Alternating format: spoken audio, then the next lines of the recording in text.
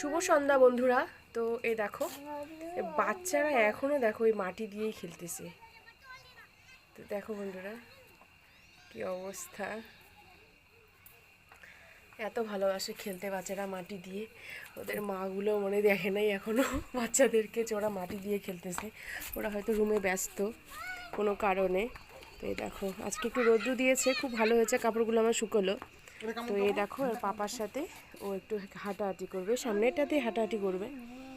আমি আর যাবো না, আমার খুব খারাপ লাগছে, মনটা ভালো নেই। নতুন জায়গা, নতুন পরিবেশ, নতুন মানুষজন, সেটিং হতে একটু টাইম হয়তো লাগবে। খুবই খারাপ লাগছে, কারোর সাথে সেরকমভাবে চেনা পরিচিত কেউ নেই, ঘরের মধ্যেই থাকতে হয়। মানে আমাদের জীবনের সাথে সাথে ডিফেন্স, মানে যারা বাইরে থাকে না তাদের কষ্টটা অন্যরকম সত্যি। আমি আগেও ছিলাম গুয়াহাটিতে, তখন এতটা খারাপ লাগেনি, কিন্তু এবার ফার্স্ট টাইম এরকম আমাকে খারাপ লাগতেছে আর কি। যে